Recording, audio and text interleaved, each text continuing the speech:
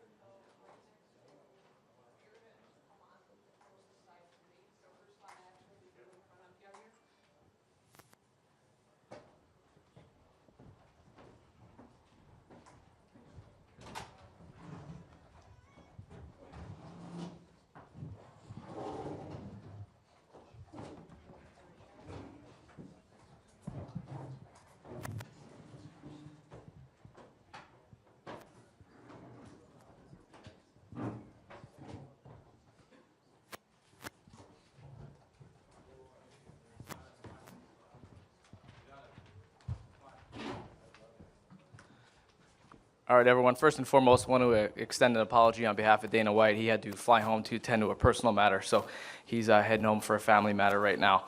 Attendance, 14,626 for a live gate of $1,859,000. $50,000 bonuses tonight. Fight of the night, Cormier and Gustafsson. And our bonus is for performance, Tumanov and Martins. Joseph Benavidez and Daniel Cormier will be joining us here briefly. Alexander Gustafsson was transported for precautionary purposes. Who's got the first question? Dave, if I could start with you real quick. Normally we'd ask Dana, of course, but can you give us any clarification on Tyron Woodley? There seem to be a lot of question marks as to what comes next for him. Did Dana give you an indication if he wants to wait, he can wait for the title shot? Yeah, and that's, generally speaking, that's how the plan will be. But when you factor in the weight right now with the January title fight with Condit and Lawler, we just wanted to afford him the ability that if he wants to fight before then, he can. Tyron's a guy who enjoys being active, but all indications are he'll be next in line, subject to making sure that everybody's healthy and things like that after January.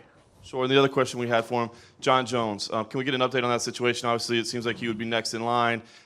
What's the organization standpoint? What's his point of view? When can we see him fight again? So as we said last week, we're in the process through our law firm, Colby & Williams out of Las Vegas, of reviewing the terms of that plea agreement. We anticipate having more news this week.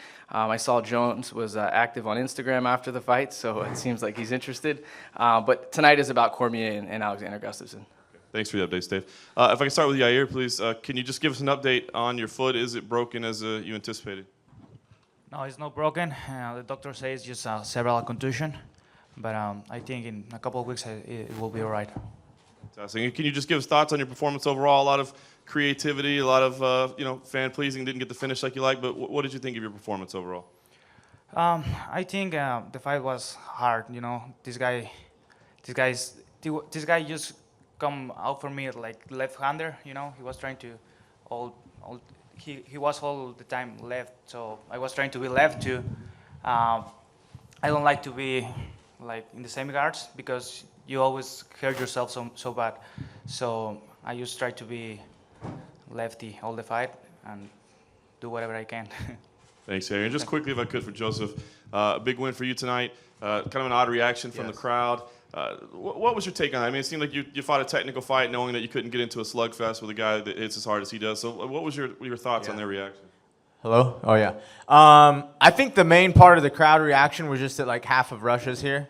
So I think that had a lot to do with it. There's so many guys, Russian fans on the card, and going through this fight in this camp, I realized how passionate these guys are. So I think he just had a lot of fans there. And, yeah, it was a tough fight. Ali's tough. I think a lot of people underrate him, for sure, and don't realize how tough that guy is. Go back and watch any of his fights. The guy's beaten some tough guys, even, kept it fairly close with the champion coming off a year, definitely hungry. So, I fought a good strategic fight.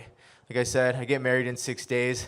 Still got a nice little cut for the wedding pictures. So it was funny, right when that happened, I go, dang, wedding pictures. And I just went back to action. But, yeah, other than that, it was great, man. It's a good week of life. And any win in the UFC, man, these guys, everyone's tough. This is a former title contender. Went out there and beat him. Every single guy that I'm going against is tough. So it's just awesome to go in and get a win, which I feel was dominantly. And lastly for you, what is your motivation, your focus? Of course, the time off with the wedding is going to be due, but you mentioned the champion tonight. Can you stay motivated just fighting guys that are contenders, or are you still focused on getting another title shot? Yeah, just motivated and seeing how great the champion's performances have been. Obviously, that motivates you every day. And, for everyone, I'm willing to fight the champion whenever, any single time out. After every fight, I'm ready to do it. But, obviously I know what it takes to get there. And, beating tough guys, day in and day out. And now there's 4 in a row. That only helps. So, I understand it takes some time and there's some other contenders out there. But I'm ready to do it every time. I think you could have me and Mighty Mouse fight 20 times and it's going to be, exciting one way or the other. So, yeah, for me, it's just getting better every day because I know how great the champion is, and I'm not the best in the world. So, and that's what I want to be. So that's what motivates me is just every day, I have something to improve on. I can't sit up there and be like, oh, I'm the best in the world. You see, especially Mighty Mouse's performances of late and even the rest of the division, that motivates you every day. Go ahead, Brett. For Ryan, right here, Ryan. Just talk about your fight. Congrats on the win. Obviously, was it the performance you were hoping for against a tough guy, Rashad? Obviously, just how you thought it went. Yeah, been feeling good. Went out there and finally just felt like the fighter I know he can be. Felt quick, felt fast with the jab and hit him with some good shots. And Rashad's a veteran of the sport, and take somebody out like that. That's what I need. Make it 5 wins in a row with a name like that as a little bookend. And we'll see where it goes from here. Obviously, I do want a title shot. We got John Jones back in the picture. So for me, I'm going to control the things I can control, and that's a fight in front of me. That was Rashad, and so we'll just see what happens. I mean, you know exactly how this sport works. If Jones comes back, obviously that's a big fight. So I know it's tough. Maybe you don't have an answer right now tonight, but would you accept another fight? You do have a 5-fight winning streak. What is your stance on that? Yeah, of course. I'm here to fight. If John Jones comes back, he's fighting Cormier. I have some people on my mind that I would like to fight. I'd like to get my last loss back with Glover. If he gets through Pat. So that's one fight. I'd like to get back. Other than that, obviously I'd want a title shot. Want to fight Cormier. We'll see what happens though with the whole John Jones situation. And then just a couple for Sage. Congratulations on your fight as well. Thank you. Dream come true? Was it everything you could have hoped? A sub-minute finish? Is that kind of what you saw happening out there? Oh, it sure is, yes, sir. Because just being in the UFC environment and being in front of the thousands of people that are out there watching, it's everything that I've dreamed of, everything that I've imagined, and everything that I've thought of. I visualized it just like it happened. The first kick or so that I threw, it wasn't to actually hit him. It was just to kind of set it up, see what he was going to do, throw a feint, and then from there just hit him and dropped him, and then started throwing elbows and took him back down and finished the fight. So it was just like I planned. It doesn't make a lot of sense to ask you specific questions about your future. You're so young. Obviously you're going to get fights and whatever. But one thing that I would ask you is that, I think your dad even mentioned it on the video that the UFC put out, is that he's your coach for now. What are your long-term plans in terms of your development as a fighter? Do you see yourself going to a big camp at some point? Do you have any thoughts on what your team and your camp will look like down the road? Well, right now I know there's so many guys that you could possibly train with, and my dad has been my coach since I was 4.5 years old when I first started, and I think he's doing a pretty great job. And I'm here in the UFC now, so I'm honored. I'm honored to be up here with all these awesome fighters right now. It's a big honor. So in the future, it could possibly be going to have. I know you said fight camps. Right now, I don't have fight camps, and I understand that I'm young, and I'm 19 years old, and I have a lot of technique to work on. So I'm right now working on positional, situational, drilling, technique, and not really training specifically for a fight camp for any specific fighter.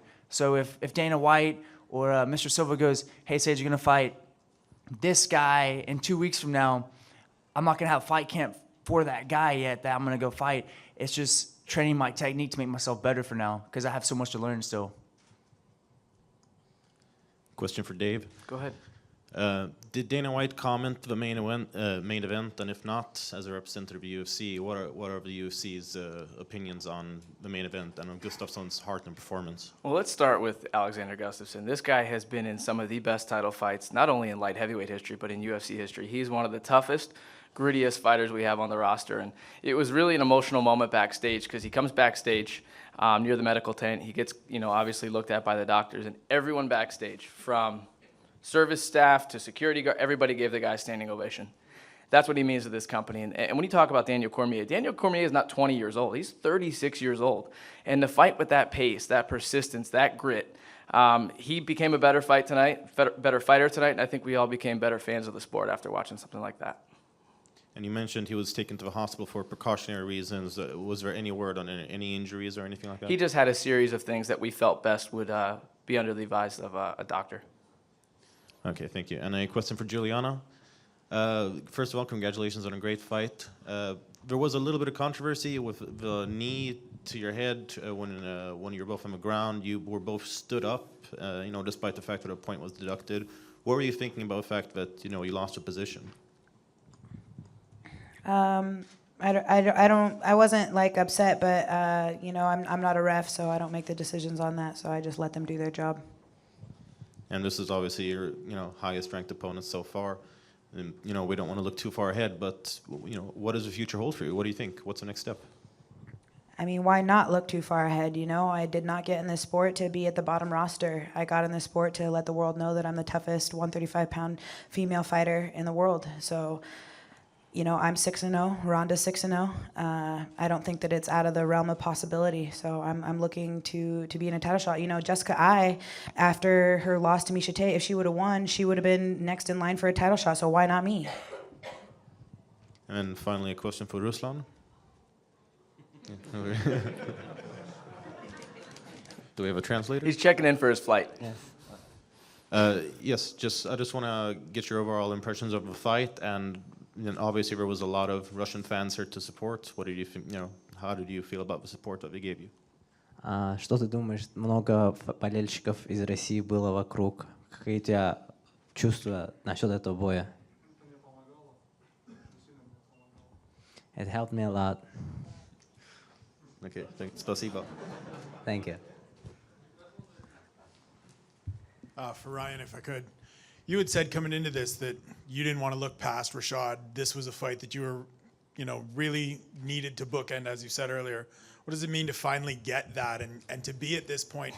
As you said, 17 fights in, not a new guy to the organization anymore, but is this sort of the best moment for you that you've had in your career so far? Well, yeah, it's just the beginning too. Like I said, I finally feel like, showing that I'm the fighter that I know, and my whole camp knows that I am. So I think it's just the beginning. And for me, like, of course you can't look past Rashad. I'm taking him one fight at a time.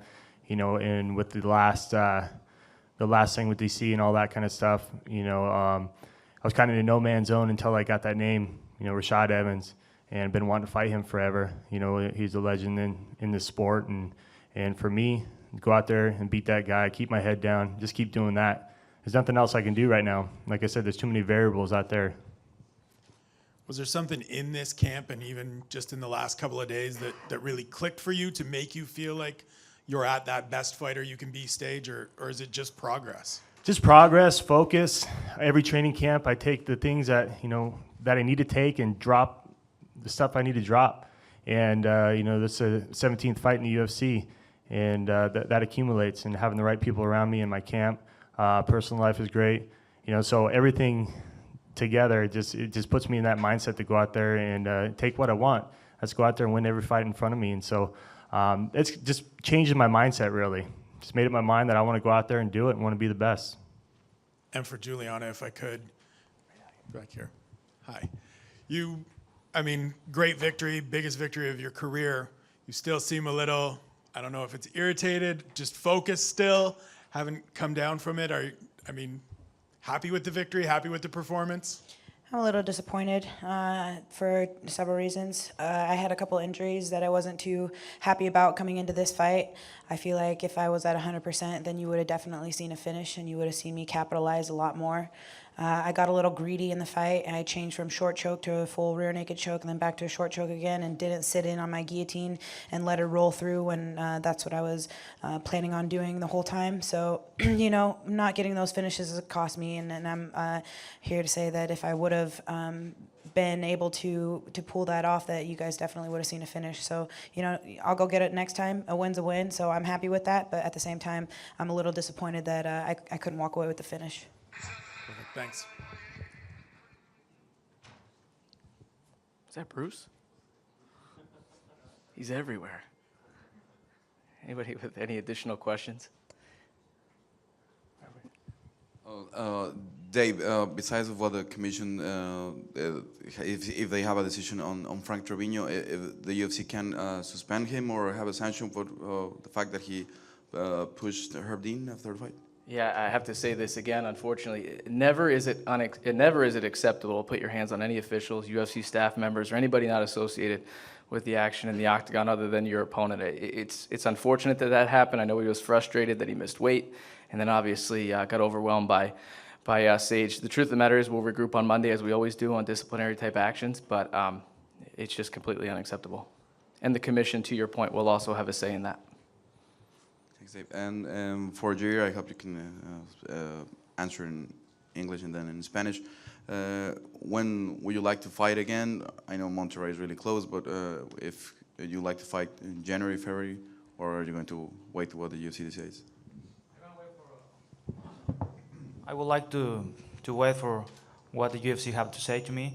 I just want to recover myself of this injury right now, but I think I will be ready in a couple of weeks, start my training again, and it's up to them. It's like I'm ready whenever they tell me. Y pues a pelear cuando la UFC diga, ¿no? Por eso son mis jefes. Y nada más esperarme una semana o dos a recuperarme de esta lesión y para seguir entrenando y pues lo que ellos digan. Any additional questions? John Morgan. Dave, just while we wait for DC, I think a lot of us have gotten some no comments, but already. But it's been a while since the Deadspin article came out with the allegations and the Vitor Belfort situation, and we haven't seen an official response from the company. Will we see an official response from the company? Is there a position from the UFC at this time? Sure, I'm happy to field that for you. I think, one of the things to keep in mind with this particular topic is any suggestion or inference that there was a cover-up regarding to that is just categorically false. That period of time with TRT was one that was very tricky for everyone, for the UFC, for athletic commissions, and for athletes alike.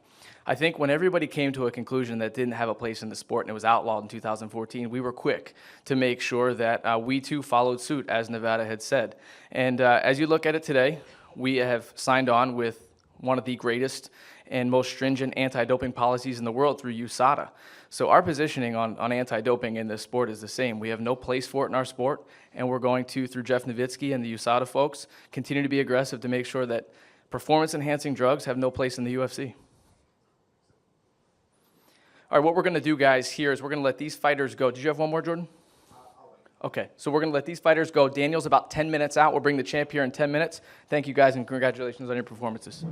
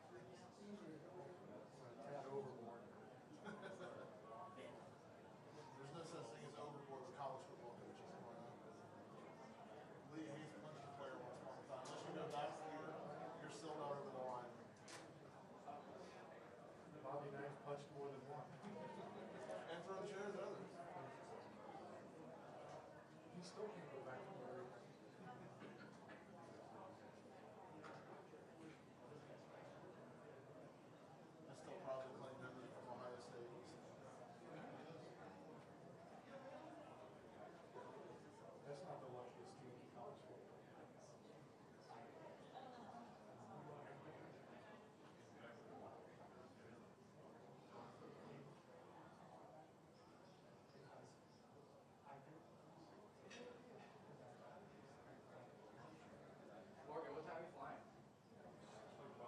Yeah, 7:15. Straight there. Pack that bag up. I gotta be home for the Eagles tomorrow. Why would you want to do that to yourself? Listen, because I'm a ride or die type of guy. All right. I was there for Ricky Waters, and I'll be there. For who? For I what? say that as a Bengals fan, knowing I grew up pretty much my entire life with the 2 and 14 teams. You're all right this year. So there we go. For who? For what?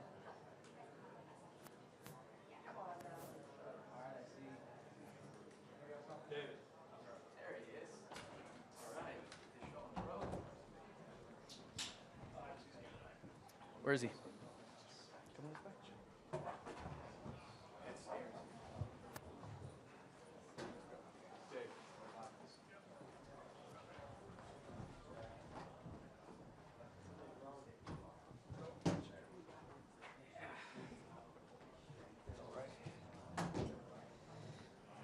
All right, guys, who's got the first question for the champ, John Morgan? Daniel, congratulations on your win. Obviously, it's apparent that you're feeling a little rough right now. I guess first, just tell us kind of how you're feeling at this moment and what you felt about the fight. Yeah, I'm feeling pretty beat up actually, as you would expect. I kind of messed my foot up. I think my foot may be broken. He checked the kick and it's like very swollen and kind of all lumped up. So, but I feel pretty beat up. This is the worst that I've ever been beat.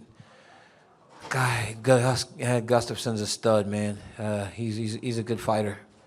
And you're not a young guy, so when you have a war like this, what does it make you think? I mean, you've got a burgeoning TV career and that sort of thing. I mean, do you start putting limitations on what's left? I mean, because of my TV career, I try not to put an end date on this fighting because then you start looking forward to the days of wearing expensive suits and eating from the crafts table and weighing 240 pounds instead of being beat up at midnight talking and going to the doctor tomorrow to get an x-ray. So I try not to put an end date. Man, listen, these are the ones that you dream about when you start doing this. And you don't dream about them as you want to be involved. You want to be involved and you want to win them. And I was tired in the 5th round, but I just kept punching and punching and punching and punching. I always take from my teammates, and I watched Luke Rockhold beat Jacare as a baby in this sport, and he was exhausted, and he just kept punching. And even though things weren't landing with power, he just kept working, and he won a decision. I watched Kane get his belt back from Junior Dos Santos, and between rounds, he thought he was going to faint, but he kept punching, and he kept punching, and he kept punching, and he got his belt back. So I take from my teammates, and you watch them perform at this level, and all you do is try to model yourself after them. And at the end of the fight, you took a moment of honesty. You said, hey, I'm dropping the facade, the promos. Why was that important for you to do? Man, it is my job to sell these fights. I'm now a business partner of the UFC, and what I do directly affects my paycheck. And I try my best, I just don't want people to be indifferent. You can love me, you can hate me, but just don't be indifferent. Care about it enough to watch. But Alexander earned my respect, and it's very hard to be outside of yourself in a moment like that when your heart's racing as you walk back to the center of the octagon, not exactly knowing what happened. You're bloodied up, you're hurting, your body's just everything hurts, and it's you have to be honest. You have to tell the truth, and the truth is, that guy beat me up tonight and made me fight at a level that I didn't even know I can go to. And I appreciate him for it. And last question I have for you, DC. I'm sure you're wanting to rest up and enjoy things, but thinking about what's next, it looks like depending on what happens, it would either be John Jones or Ryan Bader. Do you have a preference as to what comes next?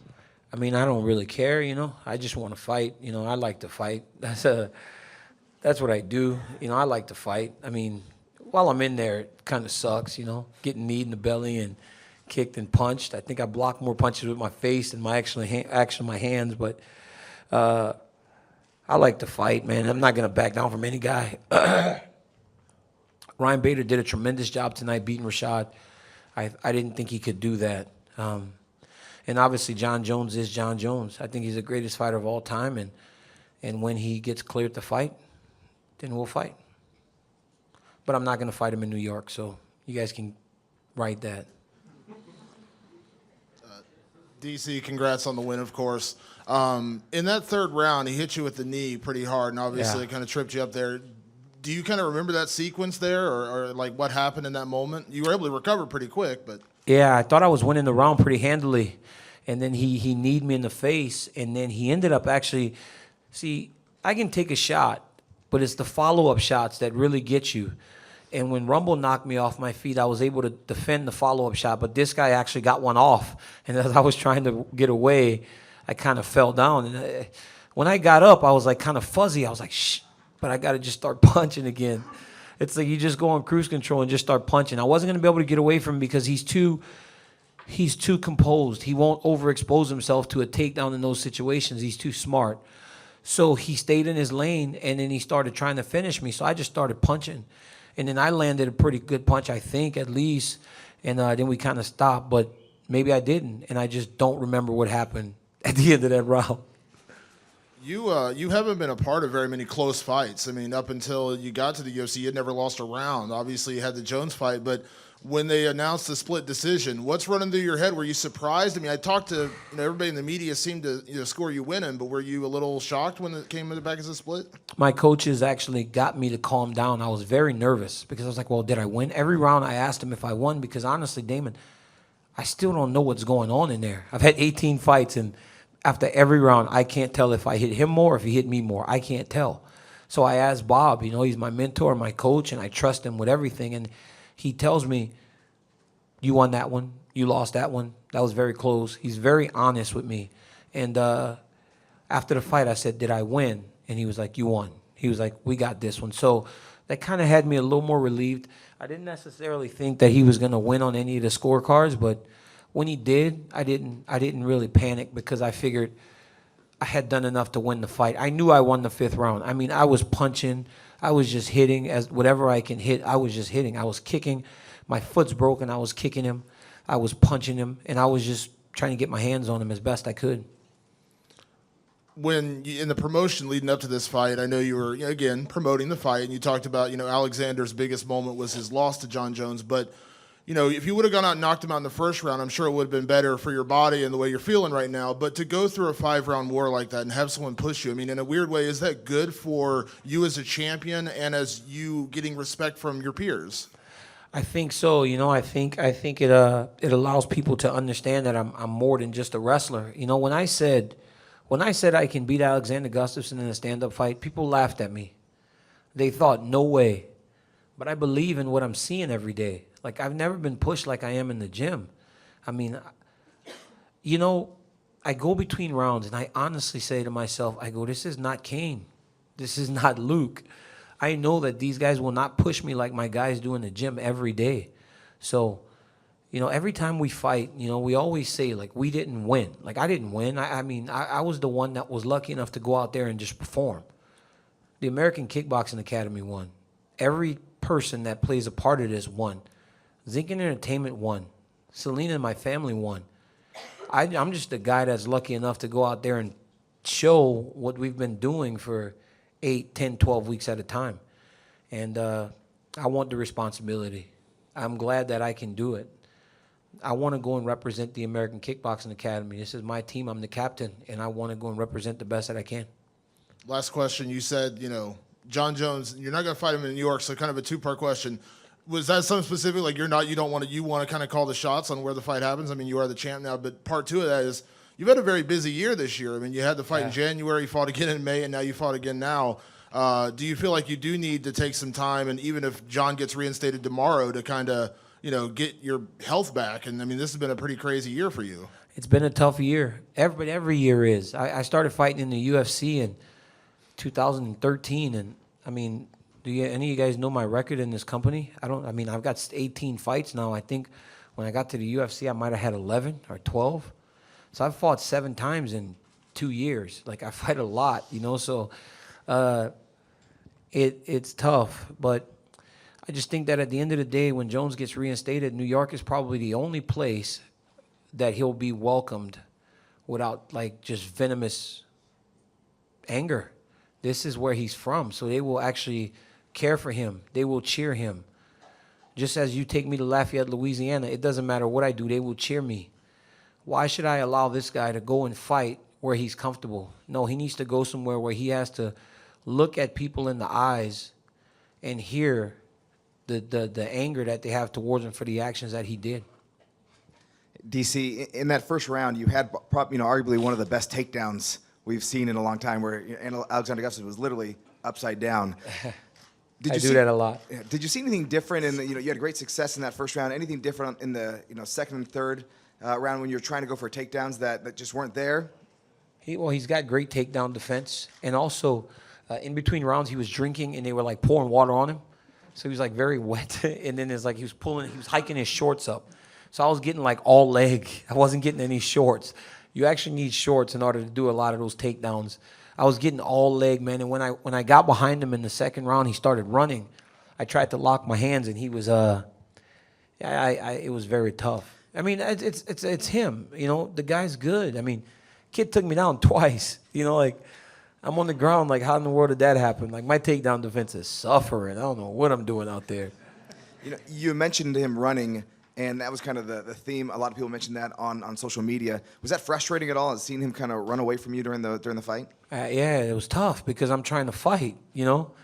After points, like, I'm trying to fight. And I understand you fight with a game plan, but as you feel the fight getting closer and closer, you want to fight. And when he cut me, I just started, like, chasing him because I was like, okay, let's go. You want to fucking fight? Let's do it. But he started running and shit. So I'm like, get your ass over here and fight, boy. What are you doing? And finally, you mentioned in the cage after the fight that you grew as a fighter. Can I explain that phrase and how you grew tonight? Because the guy hit me with some hard shots, man. Not only in the face, but in the body. And you saw in the Jones fight, that really slowed me down. But in training, we prepared for it. Because, I mean, if anybody watches the Jones fight, they say, well, the key to beating Daniel is trying to deplete him by actually going to the body. If you're stuck on the fence, hold his wrists. I mean, you watch the Jones fights, and there are a lot of things that John did very well, especially for a guy with the body style like Alex to try and follow. And I think we did a great job of actually turning off the cage. I think we did a great job of staying forward pressure, even though the body shots were hurting. He hit me with some pretty nice knees. He got that from Jones, where Jones would actually just time me coming in and just throw a back knee. And they're very powerful. But I was able to actually continue to press. And then in the 5th round, my coaches told me, go get it done. I went and got it done. I didn't do that in January. I didn't do that, you know, when it got tough in the 4th round. I tried to take a break, and that's when I lost the fight. Take 2 more, guys. Go ahead, Spencer. DC, you mentioned obviously he hit you with some big shots. You hit him with plenty as well. Is there any moment in that fight where you're just thinking to yourself, what is it going to take to put this kid down? You know, we were in the clinch a couple times, and I was holding his head and uppercutting him. And I was hitting him so hard. And I was like, well, he's not moving, so it must be hurting him. But then he just kept taking him. I was kind of waiting for his legs to buckle or something, but they never did.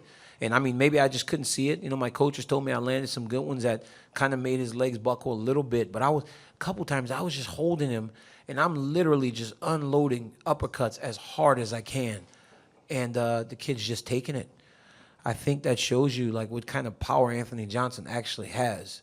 Because I was hitting him as hard as I could, and he wasn't going anywhere. That kid was there for the long run. Listen, man, Alexander Gustafsson, I know I talk about him being a model. I know I talk about him not being overrated and all that stuff. Listen, Alexander Gustafsson is an absolute stud. He is one of the best fighters in the world. And before I said he can go back to Sweden and model. He's such a megastar there. I don't want him to go anywhere. This sport needs guys like Alexander Gustafsson who can go out there and lay it all on the line against the best fighters in the world. He had a Fight of the Year candidate in 2013 with John Jones, and him and I just had one of the best fights of the year tonight. There aren't many guys in this world that can say they fought John and I both to split decisions for the UFC light heavyweight championship. This guy's very deserving, and it would be a crime if Alexander Gustafsson didn't fight for very much longer. You talked on Wednesday about some people not wanting to give you credit, discredit what you've done in this sport. For you, does this solidify all those dreams that you had and all the things that you wanted to accomplish to this point? My dreams were accomplished the moment they called me the UFC light heavyweight champion. I mean, I can't satisfy everyone. There are going to be people that say I lost, and that's expected. There are going to be people that say this guy's not the champion because Jones is. That's expected. You know, you cannot satisfy everyone, I'm sorry.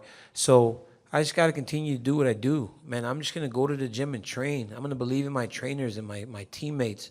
I'm going to believe in the UFC to match me up in the best fights. Give me the tough fights. They said Alexander Gustafsson. I said, okay. Even though I knew it was a tough fight. I don't want anything more. I just want to fight. I'm 36 years old. I don't know how long my body's going to hold up. I've been doing this for a really long time. I started competing at the highest levels at 15. So I don't know how long my body's going to hold up. And I left a lot of myself in there tonight with Alex. So I got to do it while I can. And just loving the competition is what drives me. You know, I always thought it was about this belt, but it's not. It's about what's under it. It's the competition, the ability to go in there and compete and prove myself against another person. It's what it's always been about. Take our last one right here. Yeah, once again, Daniel, congrats on an amazing performance. Just, you know, it was a split decision. One of the judges saw it in Alexander's favor. What do you feel was a deciding factor that gave you the nod from the judges? Pressure and just constant movement forward, punching, kicking. Even though they're not the biggest shots, I was constantly moving my hands. I was constantly going forward. I was constantly pressing. And, you know, at the end of the day, Alex really can't do that. He can't turn his back and run away. This is a fight, you know, and that may actually influence the judges. You cannot turn your back and run away from a guy. One time I hit him behind the head, and I am not apologizing for it. I'm taking one more. Who wants it? Who wants one more question? Seriously, I'm the boss, not Schaller. Don't worry about it. He ain't going to do anything. On a night I've been tonight, pimping this guy. I've been beating him up the whole time. This guy tonight on I'm hurting bad. He still hasn't cashed in his Money in the Bank briefcase because he knows I'm going to kick his ass. Tick, tock, tick. Schaller. One more. Daniel, what did you learn about yourself tonight? I learned that no matter how tough it is, if I set my heart to it and I believe in what my coaches are telling me, I can get it done. I've always known it. I've dealt with a lot of stuff in my life. But tonight I had to prove it because Alexander made me. Nothing else. I learned that no matter what the circumstances, if I keep my eye on the prize and I continue to press, I can get the job done. Alexander Gustafsson did that. Just as I grew up in 2012 against Josh Barnett, this was another level. Now there is no man that I am not willing to step inside the octagon with and feel like I'm going to get my job done. All right? Guys, thank you all. Thanks, I really DC. appreciate it. Thank you guys for coming.